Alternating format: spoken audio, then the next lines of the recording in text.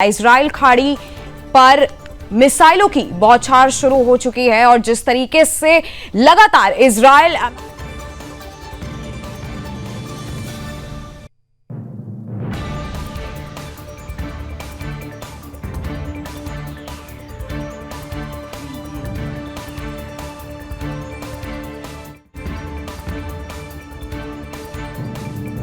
वक्त बता दें कि बारूद के ढेर पर बैठा है और हालात हर गुजरते दिन के साथ और भी भयावह होते जा रहे हैं। अमेरिका और इजराइल के हमलों से सुलग रहे इस मोर्चे पर अब ईरान ने भी पूरी ताकत झोंक दी। मिसाइलों और ड्रोन की लगातार गरज के बीच ये संघर्ष अब 19वें दिन में पहुंच चुका है और पूरे खाड़ी क्षेत्र में तनाव अपने चरम पर है। इस खतरनाक टकराव के बीच सऊदी अरब ने जो आंकड़े जारी किए हैं उन्होंने दुनिया की चिंता और बढ़ा दी है। सऊदी रक्षा मंत्रालय के मुताबिक संघर्ष शुरू होने के बाद से अब तक 438 ड्रोन और 36 मिसाइलों को हवा में ही मार गिराया गया है। ये आंकड़े साफ दिखाते हैं कि हमले कितने बड़े पैमाने पर और लगातार किए जा रहे हैं। सबसे ज्यादा हमले सऊदी अरब के पूर्वी प्रांत में हुए हैं और जहां देश की सबसे अहम तेल रिफाइनरियां स्थित है।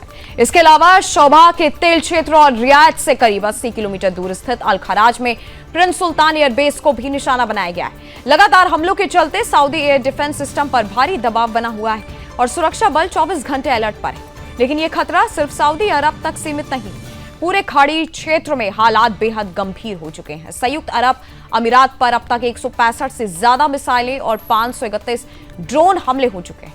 कुवैत भी इससे अछूता नहीं रहा, जहां 97 मिसाइल और 283 ड्रोन हमले दर्ज किए गए। कतर और बहरीन भी कई बार हमलों की चपेट में आ चुका है, जबकि ओमान के दुकम बंदरगाह को भी ईरानी ड्रोन ने निशाना बनाया है। इन लगातार हमलों के बीच ईरान का दावा है कि उसका निशाना केवल अमेरिकी और इजरायली सैन्य ठिकाने हैं, लेकिन खाड़ी देशों ने इस दावे को सिरे से खारिज कर दिया है। उनका कहना है कि हमलों में कई बार नागरिक और आर्थिक ठिकाने भी प्रभावित हुए हैं, जिससे क्षेत्र की स्थिरता पर बड़ा खतरा मंडरा रहा है। बढ़ते तनाव के बीच सऊदी अरब ने कूटनीतिक पहल तेज कर दी है। बुधवार को सऊदी अरब में अरब और इस्लामी देशों के विदेश मंत्रियों की आपात बैठक बुलाई गई। इस बैठक का मकसद सदस्य देशों के बीच समन्वय बढ़ाना और क्षेत्र में शांति बहाल करने के विकल्प तलाशना है।